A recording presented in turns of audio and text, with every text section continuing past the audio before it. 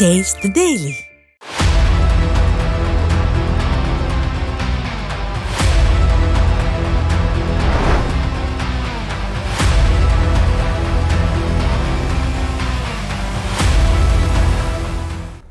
வணக்கம் நியூஜே நேயர்களே, சொல்லியடி நிகழ்ச்சிக்குள்ள வரவேற்கின்றோம். இன்றைய சிறப்பு விருந்தினர் அரசியல் விமர்சகர் சிவசங்கரன் அவர்கள்.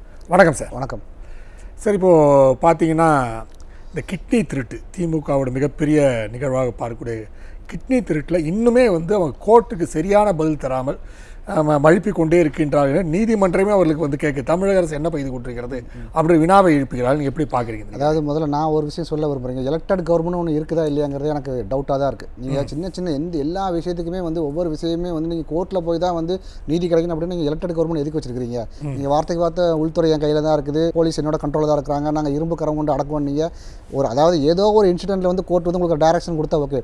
எல்லா விஷயத்துக்குமே நீங்கள் கோர்ட் தான் டைரக்ஷன் கொடுக்குறாங்க. அண்ணா நகர் கேஸாக இருக்கட்டும், அண்ணா யூனிவர்சிட்டி கேஸாக இருக்கட்டும், நீங்கள் லிஸ்ட் அவுட் பண்ணிங்கன்னா எதுவுமே இவங்க ஆக்ஷன் எடுக்கலை. கோர்ட்டுக்கு போய் கோர்ட்டுக்கு யாரோ ஒருத்தர் பப்ளிக் இன்ட்ரெஸ்ட் லிஜிடேஷன் ஃபைல் பண்ணி அந்த பிஐஎலுக்கு அவங்க கோர்ட் ஒரு டைரக்ஷன் கொடுக்குறாரு. இப்போ சதீஸ்வரன் ஒருத்தர் தான் ஃபைல் பண்ணுறாரு. அது சம்மந்தமாக தான் இந்த ஒரு எஸ்ஐடி ஃபார்ம் பண்ணிக்கிறாங்க. இதில் என்ன கேட்டுருக்காங்கன்னா, இதில் ஒரு பெரிய விஷயம் என்னென்னா, எதுக்கு நீங்கள் இது வரைக்கும் எஃப்ஐஆர் ஃபைல் பண்ணல? பதில் இல்லை. இதுக்கு நீங்கள் இவ்வளோ தயக்கப்படுறீங்க, அதுக்கும் பதில் இல்லை. இந்த சீரியஸ் மேட்டரே நீங்கள் ஒரு என்ன சொல்கிற ஒரு சிரத்தையுமே எடுக்காமல் நீங்கள் ஒரு மைண்ட் பண்ணவே இல்லைங்கிற மாதிரி தான் சொல்கிறாங்க. அதே மாதிரி மறுபடியும் கோர்ட் என்ன கேட்டுருக்காங்க அப்படின்னா, அந்த அமர்வு லிஸ்ட் ஆஃப் ஆஃபீஸர்ஸ் கேட்குறாங்க.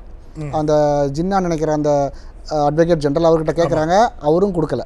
அப்போ அதுக்கப்புறம் என்ன பண்ணாங்கன்னா, கோர்ட் தானாக இவங்களாகவே advocate assistant advocate general register general court அவங்க சைடில் அவங்க ஒரு லிஸ்ட்டு ப்ரிப்பேர் பண்ணி எஸ்ஐடி ஃபார்ம் பண்ணுறது யாருன்னு பார்த்தீங்கன்னா கோர்ட்டு. ஸோ தென்மண்டல ஐஜி ஆனந்த் சின்ஹா அவரோட தலைமையில் நாலு எஸ்பி அதில் ஃபார்ம் பண்ணியிருக்கிறாங்க. Tirunelveli, Madurai and Coimbatore, Nilgiri 4 SP form பண்ணி இவங்க ஃபார்ம் பண்ணிக்கிறாங்க. அதாவது இதில் என்னென்னா, நீங்கள் எல்லாமே கோர்ட்டுக்கே நம்ம போக வேண்டியிருக்குது. அப்படி இங்கே ஒரு எலெக்டட் கவர்மெண்ட்டுங்கிற இருக்குதானே தெரியல. வேறு there is an elected government. நீங்கள் இவ்வளோ தூரம் கஷ்டப்பட்டு ஆட்சி நீங்கள் என்ன செஞ்சீங்க? அந்த கிட்னி திருடன் பார்த்தீங்கன்னா கிட்னி முறைகேடுன்னு சொல்கிற மா சுப்பிரமணியம்லாம் தகுதியே இல்லாத ஆள். நீங்கள் எப்படி அதை நான் என்ன சொன்னால், மா சுப்பிரமணியம் வீட்டில் 4 கிட்னி திருடிட்டு இது கிட்னி முறைகேடுன்னு சொன்னால் நீங்கள் ஏற்றுக்கிடுவீங்களா? அதெல்லாம் ஏற்றுக்க மாட்டீங்கல்ல. அதில் அந்த கிட்னி திருடனா ஓப்பனாக சொல்கிறேன்னா, இத்தனை கிட்னி எடுத்தேன் அப்படிங்கிறாங்க. கிட்னி அறுவை சிகிச்சைக்கு உங்களுக்கு நீங்கள் பெர்மிஷன் கொடுத்துருக்குறாங்கன்னா முறைப்படி பண்ணுன்னா அது பரவாயில்ல. நீங்கள் 500 ஆப்ரேஷன் பண்ணதான் நீங்கள் சொல்கிறீங்கன்னா 500ல் எத்தனை நீங்கள் திருடி வச்சுருக்கீங்கிறது இன்னும் இந்த நமக்கு இந்த இன்வெஸ்டிகேஷன்லாம் அழகாக தெரிய வரும்.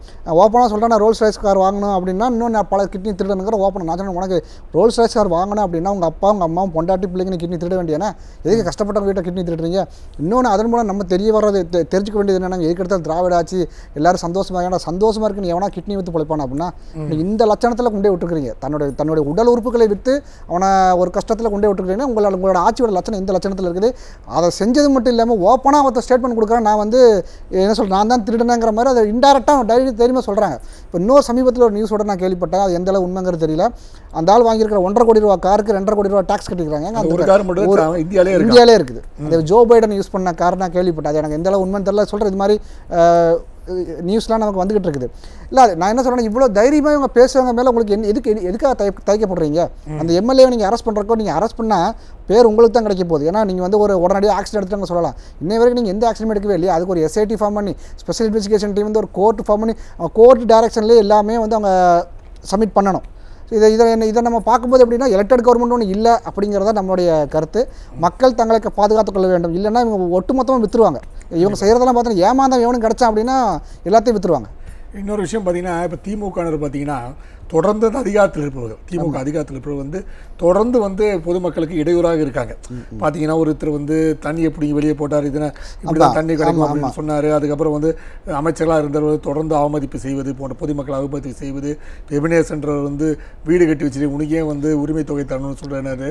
இப்போ பார்த்தீங்கன்னா திருவாரூரில் ஒரு ஃப்ளெக்ஸ் பேனர் வைக்கிறதுக்கு போகும்போது அந்த பொதுமக்களை எதிர்ப்பு தெரிவிச்சது பொதுமக்களே அடிக்க போயிட்டாங்க. அதாவது மிரட்டல் தான். யாரையுமே நான் அதிகாரத்தில் இருக்கிறவங்கள விட நான் இப்படி தான் இருப்பேன்.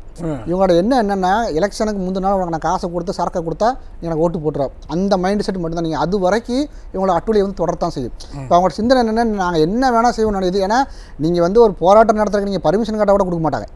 நீங்கள் வந்து நீங்கள் எப்படி ஆட்சிக்கு வந்தீங்கன்னா வெறும் போராட்டம், அதை முன்னாடி பின்னாடி வந்து நீங்கள் என்ன சொல்கிறது மதுவை உற்பத்தி பண்ணிவிட்டு முன்னாடி வந்து கொடி பிடிச்சிட்டு நீங்கள் போராட்டத்தை மட்டுமே பண்ணி தான் நீங்கள் ஆட்சிக்கு வந்துருக்கீங்க. ஆனால் இப்போ வந்து யாராவது ஒருத்தர் வந்து முறையான ஒரு விஷயத்துக்கு போராடினா கூட அந்த பர்மிஷன் கொடுக்க மாட்டாங்க. சமீபத்தில் தூய்மை பணியாளர்கள் போராடுறாங்கல்ல, அதில் வந்து இப்போ அவங்க போராடுறதுக்கு பர்மிஷன் வாங்க எங்கே போயிருக்கிறாங்கன்னா மறுபடியும் கோர்ட்டுக்கு போயிருக்காங்க. அப்போ அந்த கிரேட்டர் சென்னை அந்த போலீஸ் அவங்க என்ன கமிஷனரேட் என்ன சொல்லியிருக்காங்கன்னா பர்மிஷன் கொடுக்க மாட்டேங்கிறாங்க. நீங்கள் யாரும் நீங்கள் போராடலாம், ஆனால் நீங்கள் ஆட்சி வந்ததுக்கப்புறம் யாரும் போராடக்கூடாது. அதான் என்ன தைரியம்னு நம்மளை யாரும் எதுவும் செய்ய மாட்டாங்க. அந்த நமக்கு காசை வாங்கிட்டு ஓட்டு போட்டுருவாங்க. ஏன்னா உங்களுக்கு மதுவுக்கு அடிமையாக்கி வச்சாச்சு, வீட்டுக்கு ஒரு ஆளை குடிக்க வச்சாச்சு.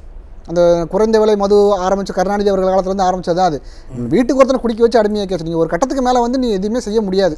எப்படினாலும் எனக்கு தான் ஓட்டு போடுவேன், விலைக்கு வாங்கிடலாம் அப்படிங்கிற ஒரு புத்தியில் இருக்கிறாங்க. ஆனால் அது நடக்காது. ஏன்னா இவங்க பண்ணுற அட்டுலையும் பார்த்தீங்கன்னா அளவுக்கு மீறி போயிட்டு இருக்குது. இவங்க எங்கே வேணால் எங்கள் ஃப்ளக்ஸ் வைக்கிறதுக்குன்னு ஒரு நெறிமுறைகள் வந்து கொடுத்துருக்காங்க. எங்கே வைக்கணும், யாருக்கும் இடையூறு இல்லாமல் வைக்கணும். நீங்கள் ஃப்ளக்ஸையும் கொண்டு ஒருத்தர் வீட்டு முடிய வச்சுட்டு வீட்டை மறைக்கிற மாதிரி வச்சுட்டு நான் அப்படி தான் பண்ணுவேன் அப்படின்னா இப்போ மக்கள் கேட்க ஆரம்பிக்கிறாங்கல்ல. இது வந்து கூடிய விரைவில் வந்து தான் தப்பு செய்கிறங்கிறத உணர மாட்டேங்க. நாங்கள் அப்படி தான் செய்வோம், நாங்கள் தப்பு செய்கிறக்காக தான் வந்திருக்கோங்கிற மாதிரி இவங்களோட ஆக்டிவிட்டீஸ்லாம் இருக்குது.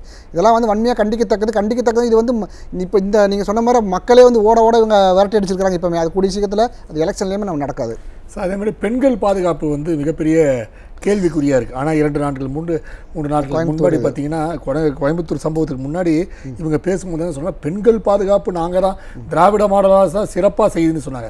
ஆனால் கோயம்புத்தூர் கிணத்துக்கடவுல பார்த்தீங்கன்னா மாணவிகளுக்கு பல்வேறு பிரச்சனைகள் இருக்கிறது. அது வந்து அரங்கேறும் போது இவங்க வாய் மூடி மௌனியாகவே இருந்திருக்காங்களே இவங்க. அதாவது பெண் போலீஸ்க்கே பாதுகாப்பு இல்லை. ஒரு மீட்டிங்கில் நீங்கள் பார்த்துருப்பீங்க, பெண் அதுக்கு நீங்கள் ஆக்ஷன் எடுத்தீங்களாங்கன்னா அதுவும் கிடையாது.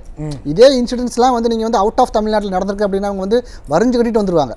உடனே மெழுகுவத்தி போராட்டம் பண்ணுறது என்ன, அந்த போலீஸ்க்கே வந்து பாதுகாப்பு இல்லைங்கிற நட்சத்திரம் வந்து நீங்கள் வந்து சாதாரண ஒரு என்ன சொல்கிறது ஒரு சாதாரண குடிமக்களுக்கெல்லாம் வந்து பெருசாக நமக்கு பாதுகாப்பு இருக்குமானா இருக்காது. அதில் அந்த விஷயம் எப்படி வெளியே வருதுன்னு பார்த்தீங்கன்னா வந்து அவங்க அந்த ஸ்டூடெண்ட்ஸ் ஒரு வீடியோ வந்து அவங்க வெளியிட்டதுக்கு அப்புறம் தான் வந்து அந்த விஷயம் வெளியே வருது. இது வரைக்கும் பார்த்தீங்கன்னா வேலைக்கு போகிறவங்க குடிச்சிட்டு இருந்தாங்க, அதாவது கஷ்டப்பட்டு வேலை பார்க்குறவங்க ஒரு வழியில் அடிமையானவங்க அடிமையானவங்க குடிச்சிட்டு இருந்தாங்க. இப்போ வாத்தியார் குடிக்க ஆரம்பிச்சிட்டாங்க. இப்போ ஸ்டூடெண்ட்டை எடுத்தாச்சு. கஞ்சா அதெல்லாம் வந்து நீங்கள் எங்கே போனாலும் கிடைக்கும். இங்கே திருவொற்றியூரில் பட்டப்பகலில் கிடைக்குதுங்க, பட்டப்பகலில் கிடைக்குது.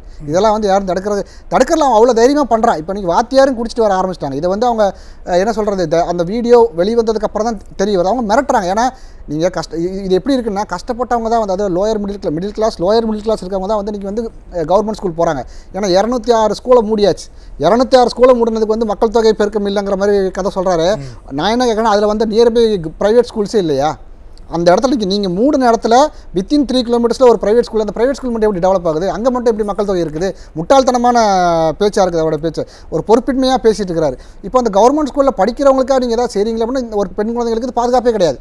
அவங்க அவ்வளோ தூரம் என்ன சொல்கிறது இவங்க கம்ப்ளைண்ட் கொடுத்தா எடுக்க மாட்டேங்கிறீங்க, எந்த ஆக்ஷனும் எடுக்க மாட்டேங்கிறீங்க. இப்போ நீங்கள் என்ன பண்ணிக்கிறீங்கன்னா அந்த ட்ரான்ஸ்ஃபர் பண்ணிக்கிறீங்கன்னு நினைக்கிறீங்க. ட்ரான்ஸ்ஃபர் பண்ணால் அவங்க குடிக்க தான் போகிறாங்க, அவன் திருந்த போகிறது கிடையாது. நீங்கள் வந்து ஒரு தண்டனைகளும் பயம் இருக்கணும். இப்போ இதை மாதிரி நீங்கள் பண்ணிட்டு இருந்தீங்கன்னா 206 ஸ்கூலுங்கிறது 260 ஆகும், 2600 ஆகும், எல்லாத்தையும் நீங்கள் மூடிட்டு தான் போனேன். எப்படி வந்து தைரியமாக வந்து பேரண்ட்ஸ் வந்து சேர்ப்பாங்கன்னா இப்போ சேர்க்கக்கூடிய பேரண்ட்ஸ் பார்த்தீங்கன்னா வேறு வழி இல்லை. அந்த ஃபினான்ஷியலாக வந்து ஒரு ப்ரைவேட் ஸ்கூலுக்கு ஈக்குவலாக நம்மளால் பண்ண முடியாது அப்படிங்கிறதுனால தான் வந்து மோஸ்ட்லி வந்து சேர்க்குறாங்க. ஸோ அது மாதிரியான ரைட் டு எஜுகேஷன் வெப்சைட்டை ஏன் ஓப்பன் பண்ணலன்னு கோர்ட் மறுபடியும் கேட்டுக்கிறாங்க. 25% வந்து நீங்கள் செய்ய வேண்டியதுனா அதை நீங்கள் ஏன் உங்களோட ஈகோவால் வந்து அதை ஏன் ஓப்பன் பண்ணாமல் வச்சுருக்கீங்க? எங்கள் அட்மிஷன் ஆரம்பித்து 3 மாதம் ஆகுது, இன்னை வரைக்கும் நீங்கள் ஓப்பன் பண்ணவே இல்லை. ஸோ இவங்க வந்து பேசுகிறத ஒன்று செய்கிறது ஒன்று. ஸோ ஆமாம், இதை மாதிரி இன்னொரு விஷயம் பார்த்தீங்கன்னா அரசுக்கு வந்து பல பணிகள் இருக்குது. அதுக்கு வந்து சாலைகள் இருக்கிறது, அதை சரி செய்யவில்லை, ரேஷன் பொருட்கள் பிரச்சனை சரி செய்யவில்லை. இதெல்லாம் இல்லாமல் அவங்க வந்து இந்த பத்திரிகை துறையில் தங்களோட சிந்தனையாளர்கள் திமுகவில் உள்ளே நுழைக்க வேண்டும் என்பதற்காக ஒரு 7.25 கோடி ரூபாய்க்கு செலவு செய்து அவர்கள் பத்திரிகை ஆதரவாளர்களை வந்து அதுக்கு வேலை கொடுத்து அதில் பார்த்தீங்கன்னா அது ஒரு பெண்மணி பேசும்போது கூட சொன்னால் திமுக பேச்சாளர் நான் வந்து பத்திரிகை துறையில் வர வேண்டும் என்பதற்காக பேட்டி கொடுத்து ஒரு 7.25 கோடிக்கு கோட்டுப்புறத்தில் ஆரம்பிச்சிருக்காங்க. இதில் என்ன பார்த்தீங்கன்னா முழுக்க தங்க கட்சிக்காரர்களை மட்டுமே பத்திரிகையாளர்கள் ஆக வேண்டும், அவர்கள் செய்தி மட்டுமே வர வேண்டும் என்பதற்காக இந்த வேலை நடப்பதாக சொல்லப்பட்டிருக்கு. நீங்கள் எப்படி பாருங்க? நீங்கள் வந்து ஒரு ஸ்கீம் கொண்டு வரீங்கன்னா அது வந்து அனைவருக்குமான ஸ்கீமாக இருக்கணும். இப்போ நீங்கள் ஒரு ரூலிங் கவர்மெண்ட், நீங்கள் வந்து இப்போ டிஎம்கேவாக இருக்கிறத விட நீங்கள் வந்து ஒரு ரூலிங் பார்ட்டினா நீங்கள் வந்து உங்களை செய்கிற திட்டங்கள் வந்து அனைத்து மக்களுமே சென்றடையும். நீங்கள் குறிப்பிட்ட ஒரு பகுதியினருக்கு செய்கிறதா இருந்தால் நீங்கள் சொந்த காசில் பண்ணிட்டு போங்க. அதே நீங்கள் கவர்மெண்ட் காசில் எல்லாரோட டாக்ஸ் பேல நீங்கள் ஏன் பண்ணுறீங்க? அது அவசியம் கிடையாது. இவங்க இந்த பொள்ளாச்சியில் ஒரு ஸ்கூல் ஒரு ஃபங்க்ஷன் நடக்கும்போது அந்த ஸ்கூல் பிள்ளைங்களை கட்டாயப்படுத்தி கூட்டிகிட்டு போனாங்க. இவங்களுக்கு என்னென்னா திராவிட சிந்தனை வந்து கொஞ்சம் கொஞ்சமாக எல்லா இடத்துலையும் கொண்டு போகணுங்கிறத அவங்க எய்ம். முக்கியமாக பத்திரிகை துறை தன் கண்ட்ரோலில் வச்சுருக்கணும். இப்போ நீங்கள் பல விஷயங்கள் பார்க்குறீங்கன்னா வந்து அந்த விஷயங்கள் வெளியே வரல அப்படின்னா எல்லா கண்ட்ரோலும் இவங்ககிட்ட தான் இருக்கும். இன்றைக்கி காலையில் நீங்கள் என்ன பேப்பர் படிக்கணும், என்ன நியூஸ் வெளியே வரணும், என்ன தப்பு நடந்தாலும் வெளியே தெரியாமல் இருக்கிறக்கான எல்லா வேலைகளையும் அவங்க பார்க்கக்கூடியவங்க தான். திராவிட சிந்தனைங்கிறத உங்களுக்கு இந்த சின்ன வயசுலேருந்து விதைச்சிட்டோம் அப்படின்னா வந்து ஆட்டோமேட்டிக்காக வேற எங்கேயும் போக மாட்டான். அந்த அடிப்படையில் தான் இவங்க ஆரம்பிச்சுக்கிறீங்க. நீங்கள் வந்து பொதுவாக செய்ய வேண்டிய ஒரு ஸ்கீமை அது வந்து யாருனாலும் ஜேர்னலிசம் ஒரு முக்கியமான துறை. நீங்கள் 4வது தூணை வந்து ப்ராப்பராக பாதுகாக்கணும். நீங்கள் 4வது தூணை திமுக தூண் மாதிரி கொண்டு போகிறீங்க, அதுதான் தவறானது. நீங்கள் அது 4வது தூண் பொதுவாக இருந்தால் மட்டும்தான் வந்து அந்த ஒரு 3 தூணையும் சேர்த்து 4வது தூண் நல்ல பில்லராக இருக்கும். இந்த 4வது தூண் சொல்கிறத போது நீங்கள் திமுக தூண் சொல்லலாத அந்த லட்சணத்தில் தான் இருக்குது. ஏன்னா அவங்களோட சிந்தனையை உள்ளே கொண்டு வந்துடணும். ஸோ அதற்கான வேலைகள் தான் பார்க்குறேன். அது வந்து ஒரு தேர்ந்தெடுக்கப்பட்ட அரசுக்கு வந்து அழகு கிடையாது. இப்போ வாரிசு அரசியலை பற்றி மிகப்பெரிய விமர்சனம் இருந்து கொண்டே இருக்கின்றது. அந்த வகையில் பார்த்தீங்கன்னா நேற்று பீகாருக்கு வந்து போயிருக்கிறாரு ஸ்டாலின் அவர்கள். போயிட்டு அங்கேயும் வந்து ராகுல் காந்திக்கும் ராஜீவ் காந்திக்கும் வித்தியாசம் பேசிட்டு இருந்திருக்காரு. ஸோ அவர் வந்து எல்லாமே வந்து எலெக்ஷன் கமிஷன் மீதே குற்றச்சாட்டு வைத்து கொண்டே இருக்கின்றாரு. அங்கே ஒரு வாரிசு அரசியலுக்கு பேரணி நடத்திருக்காங்க. தேஜஸ் 3 பேர் ஃபோட்டோஸ் பார்க்குறீங்க அப்படின்னா அந்த 3 பேருமே பார்த்து சொந்தமாக உழைச்சி வந்தவங்க கிடையாது, ஒழுங்காக படித்தவங்க கிடையாது. இவங்களோட டிகிரியாக இருக்கட்டும், இவங்க ஒரு முறைப்படி எதுலேயுமே வந்து அவங்களுக்கு வந்து அவங்க அப்பா அம்மா இருந்தாங்க, அதோட கண்டினியூஷனாக தான் இவங்க வராங்க. எந்த டேலண்ட்டுமே கிடையாது. இப்போ நீங்கள் வந்து எதுக்கு எடுத்தாலும் வந்து வடக்கன்ஸ் இவங்க அந்த பேசின வீடியோஸ்லாம் பார்த்தீங்கன்னா எவ்வளோ கீழ்த்தரமாக பேச முடியுமோ நீங்கள் எவ்வளோ கீழ்த்தரமாக அப்படி வெக்கமான சூடு சொல்லலாம். நீங்கள் எதுக்கு அங்கே போகிறீங்க? நீங்கள் ஒருத்தர் பார்த்து இவ்வளோ கேவலமாக தரக்குறையாக பேசுகிறேன், நீங்கள் எந்த அடிப்படையில் அங்கே போய் பேசுகிறீங்க? சரி, அங்கே போய் நான் என்ன சொல்கிறேன், அவர் வளர்றதுக்கான காரணம் என்னன்னா இந்த மக்கள் நம்மளை துரத்தி அடிச்சிருவாங்களோ, நம்மளை கேள்வி கேட்டுருவாங்களோ, அந்த ஒரு பயத்தில் தான் வந்து. ஏன்னா ஒரு மோர் தென் 60 இயர்ஸ் எக்ஸ்பீரியன்ஸ் இருக்க ஒரு பொலிட்டிஷியன் வந்து ஒரு இடத்துல கொண்டே பேச சொன்னால் யாருனாலும் என்ன வேணால் பேசுவாங்க. இவருக்கு உள்ளுக்குள்ள ஒரு பயம், நம்ம இந்த பீகார் ஸ்டேட்டுக்கு வந்துட்டு யாராவது எதாவது செஞ்சிருவாங்களோ பேசிடுவாங்களோன்னு ஒரு பயத்தில் ராகுல் காந்திக்கும் ராஜீவ் காந்திக்கும் வித்தியாசம் தெரியல. ஸோ இப்போ நீங்கள் அவ்வளோ தூரம் போயிருக்கு, யாராவது எங்கேயாவது ஒரு இடத்துல வந்து எங்களுக்கு தமிழ் தெரியாது போடான்னு சொன்னாங்களே. ஏன்னா நீங்கள் உங்களை வந்து அவங்க ட்ரீட் பண்ணுறாங்களே, எப்படி படிச்சிருக்கிறாங்க படிக்கலங்கிறதெல்லாம் விட்டுருங்க. நீங்கள் வந்து இங்கே ஹிந்தி தெரியாது போட, ஏன்னா எல்லா வேலையும் அவங்க தானே செய்கிறாங்க. நீங்கள் எல்லாரையும் குடிக்க வச்சு படுக்க வச்சுட்டீங்க, யார் வீட்டிலே உட்காந்துக்கிட்டு அத்தனை பேர் குடிச்சிட்டு. அப்புறம் வேலை பார்க்குறக்கு ஆள் வேணும்னு அவங்க உழைக்கிறான் சம்பாதிக்கிறான். சரி, அது வேறு விஷயம். ஏன்னா நீங்கள் எம்ப்ளாய்மெண்ட் கொடுக்கல, ஒரு ப்ரைவேட் ஆர்கனைசேஷன் கொடுக்குறாங்க, பெரிய பெரிய ஹோட்டல்ஸாக இருக்கட்டும் எதுவாக இருக்கட்டும், அவங்க எம்ப்ளாய்மெண்ட் கொடுக்குறாங்க, சேலரி கொடுக்குறாங்க, வேலை பார்க்குறாங்க. இப்போ நீங்கள் அங்கே போகிறீங்க அப்படின்னா நீங்கள் எனக்கு தெரிஞ்ச அந்த வளர்றதுக்கான காரணம் என்னன்னு கேட்டால் நீங்கள் ஒரு பயம் தான். உள்ளுக்குள்ள வந்து இவங்க எதாவது நம்ம நினச்சிருவாங்களோ, அவங்க எந்த இடத்துலையுமே வந்து எங்களுக்கு தமிழ் தெரியாது போடான்னு உங்களை எதுவுமே செய்யவே இல்லையே. ஸோ இதெல்லாம் வந்து மறுபடியும் இந்த எலெக்ஷன் கமிஷனை நீங்கள் குறை சொல்லலாம். நீங்கள் எலெக்ஷன் கமிஷனை வந்து நீங்கள் குறை சொல்கிறது, எலெக்ஷன் கமிஷன் ஒரு வரைவு வாக்காளர் பட்டியல் நீங்கள் அறிவித்த உடனே ரிலீஸ் பண்ணுறாங்க. இத்தனை வருஷம் நீங்கள் தூங்கிட்டு இருந்தீங்களா? இப்போ வந்து 5 பேர் இல்லை, 10 பேர் இல்லை, 50,000 பேர், 60,000 பேர், 65 லட்சம் பேர் இல்லைங்கிறீங்கன்னா இது வந்து லேட்டஸ்ட்டாக உள்ள எலெக்ஷனுக்கு அவங்க வந்து அப்டேட் பண்ணுறாங்க. இதை நம்ம லாஸ்ட் டைம் நம்ம பேசியிருக்கிறோன்னா எத்தனை பேர் வந்து இறந்துருக்கிறாங்க அதெல்லாம் ப்ராப்பராக அப்டேட் பண்ணுறாங்க. நீங்கள் அதே மாதிரி கோர்ட்டுமே வந்து நீங்கள் யார் பேரை டெலிட் பண்ணியிருக்கிறீங்க என்ன எல்லாமே டிஸ்ட்ரிக்ட் வைஸ் அப்டேட் பண்ண சொல்லிக்கிறாங்க. அது எலெக்ஷன் கமிஷன் பண்ணத்தான் போகிறாங்க. நீங்கள் கண்டுபிடிக்கிற தவறுகளை வந்து இத்தனை வருஷம் கழிச்சு நீங்கள் இவ்வளோ நாள் நீங்கள் எங்கே போயிட்டு இப்போ வந்து ஒவ்வொரு தொகுதியாக எடுக்கிறாங்க. அதாவது பெங்களூராக இருக்கட்டும், ஒவ்வொரு தொகுதியெல்லாம் நீங்கள் தேடி எடுக்கிறீங்க அப்படின்னா அப்போ நீங்கள் அந்த வரைவு வாக்காளர் பட்டியல் வரும்போது நீங்கள் என்ன செஞ்சுட்டு இருந்தீங்க, அன்னைக்கு நீங்கள் என்ன செஞ்சுட்டு இருந்தீங்க? இப்போ நீங்கள் வந்து என்ன சொல்கிறது, ஒரு ட்ரெண்டை நீங்கள் க்ரியேட் பண்ணுறீங்க, வந்து ஃபேக்காக ஒரு ஆர்டிஃபிஷியல். உங்களுக்கு வேறு ஆப்ஷனே கிடையாது. வேறு ஆப்ஷன் என்ன, உங்களுக்கு பேசுகிறதுக்கு ஒன்றுமே கிடையாது. உங்களுக்கு வந்து வேறு எதுவுமே இல்லை. ஏதாவது பொய்யை பேசி ஏதாவது நம்ம அடுத்த ஆட்சிக்கு வந்துடலாமாங்கிறது தான் இருக்குது. இப்போ நீங்கள் இவ்வளோ பேசுகிறீங்களா, நீங்கள் ஜெயிச்ச மாநிலங்களில் வந்து நீங்கள் பேச மாட்டேங்கிறீங்க. கேரளாவில் போய் பேசுங்க, கர்நாடகாவில் வந்து எங்கெங்கெல்லாம் நடந்திருக்கு நீங்கள் ஸ்டேட் எலெக்ஷனில் அதை பற்றி நீங்கள் வாயை திறக்க மாட்டேங்கிறீங்க. உங்களுக்கு வந்து ஒரு ஆர்டிஃபிஷியலாக ஒரு டேட்டா வச்சுட்டு இது அந்த டேட்டா உண்மையாக இருந்தால் நீங்கள் கொடுக்க ஒரு டேட்டா உண்மையாக அவர் தொகுதி கொரட்டூர்லேயே பார்த்தீங்கன்னா கிட்டத்தட்ட பல கள்ள ஓட்டுகள் பதிவு செய்யப்பட்டதாக செய்திகளாக வெளியே இல்லையா? இல்லை, அதான் சொல்கிறேன். நீங்கள் உங்கள் சொந்த தொகுதி நீங்கள் பேச மாட்டேங்கிறீங்க. நான் என்ன சொல்கிறேன்னா நீங்கள் அதெல்லாம் விடுங்க. நீங்கள் வந்து எலெக்ஷன் கமிஷன் வந்து ஒவ்வொரு ஸ்டெப் பை ஸ்டெப்பாக வந்து நீங்கள் ஒரு ஸ்டேஜ் பை ஸ்டேஜாக தான் பண்ணுறாங்க. எலெக்ஷன் நீங்கள் கண்டக்ட் பண்ணும்போது வாக்காளர் பட்டியல் ப்ரிப்பேர் பண்ணுறதா இருக்கட்டும், ரிலீஸ் பண்ணுறதா இருக்கட்டும், அவங்க ஒரு டைம் கொடுக்குறாங்கல்ல. உங்களுக்கு ஏதாவது டவுட்ஸ் இருக்குதா, நீங்கள் மெயில் பண்ணலாம், கம்யூனிகேட் பண்ணலாம், உங்களுக்கு குறைகளை சொல்லலாம். அப்போம்லாம் நீங்கள் எங்கே போனீங்க? அப்போ உங்களுக்கு பூத் ஏஜென்ட் வச்சுருக்கீங்க இல்லைங்க. நீங்கள் 45 வருஷமாக மோர் தென் 50 இயர்ஸ் நீங்கள் எலெக்ஷன் நீங்கள் வந்து பார்ட்டி ரன் பண்ணிட்டு இருக்கிறீங்க. இவங்களுக்கு தெரியாத ஒன்றுமே கிடையாது. பூத் ஏஜென்ட் என்னென்ன, அவங்களோட வேலை என்ன, தெருவுக்கு அது எப்படி போய் கொண்டு போகிறது, உங்கள் சின்னத்தை கொண்டு போகிறதுன்னு எல்லா வேலைகளையும் பார்க்குறீங்களா? அப்போ இந்த இதில் வந்து அடிஷனலாக ஒரு ஓட்டு தான் நீங்கள் சும்மா ஆடுவீங்களா?